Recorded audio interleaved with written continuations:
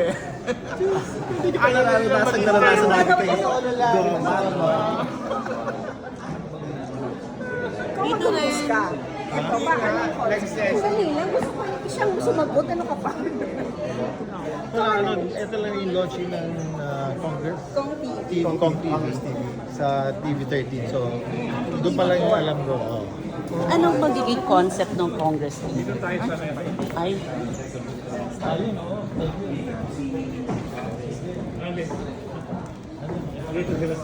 Start na.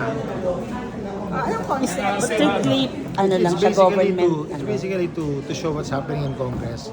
Para alam ng tao kung ano yung trabaho na ginagawa ng congressman, ano yung mga achievements na meron ng Congress. Kasi nakikita lang na puro daldal. But it's important for the people to understand na yung pondo ng buong bayan, ng buong Pilipinas, dito nagsisimula. Dito ini-scrutinize, dito namin check kung nagagamit pa ng mga departamento na tama yung budget na binibigay sa kanila. So hindi na siya puro hearing yung mapapanood. Hindi. Oo. May mga shows. Hindi ko alam kung gagawin talaga kami host dito, but what's important, we are here today for the launching. Pero may Facebook na naman daw eh. Yes. Pinapalabas na yung mga session. Oo, nakikita yung mga sessions, pero ang maganda kasi pag pinakita yung mga committee work, tapos yung mga kung saan napupunta yung budget, nakikita yung projects ng gobyerno, no? Kasi ang sistema nun, yung legislative, yun yung nag-approve ng budget ng buong bayan. Tapos ina-approvehan ni Presidente. So si Presidente, make sure na lahat ng department ng gobyerno ginagamit ng tama yung budget natin.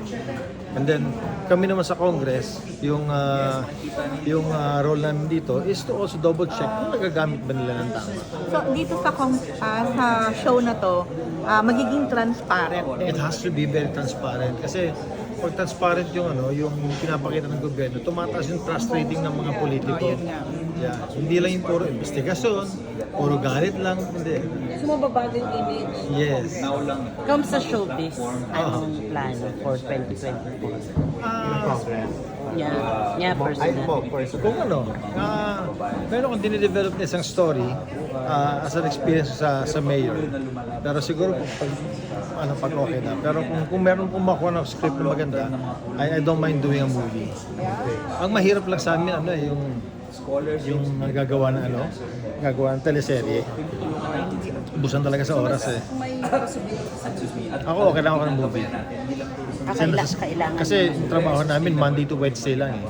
So may time ka nga kung sakali. So yung Thursday ng weekend, kaya ko magtrabaho. Pero movies lang, teleserye no. This year hanggang next year, okay lang ako. So alam ba na available ka? Baka mamaya- Ano yun, Don? Hindi, ang feeling nila baka ayaw mo. Hindi, Kasi gusto. di ba, may gano'n eh. Namimiss ko nga eh. So, anong concept yung gusto mo gawin? Drama? Drama. Oo. So sure Tapos yan. siyempre, love story, di ba? Naman. Sayang naman yung kagwapuhan natin. Sino naman kasama mo dyan? Wala pa. Pero okay ba sa'yo mas bata ng artista? Nagkalibawa si Aga may Julia Barreto. Ikaw ba kaya mo mas bata? Jillian War? Ano ba naman? 33 years old lang ako, no? Ikaw, Don? Pwede si Juliana. Nauna ka lang na edad sa akin. Kaya mo ba mga kasi age si Juliana or Oo naman. ang partner? Ha? Kaya. Sabi ni Titi, baka daw Catherine Bernardo. Hindi ka mga bata, no? Alam na eh. Hindi ka nga mas medyo, si Catherine mas maano kay Julia, di ba? Mas medyo may edad. So if ever, mga ganon. Salve, naghihintay. Ano yung May December affair? Oo, mga ganon. Parang bagay kayo ni Andrea Brillante. Grabe. Ibang, Sikat siya ngayon, ha? Kaya parang, iba yung pumasok sa iyo. Parang ayaw mo ba kay Catherine? Yung tawa ng Andrea. Parang nag-isip ka naman nila ngayon sa showbiz yun eh. Ito mas bata leading lady, di ba?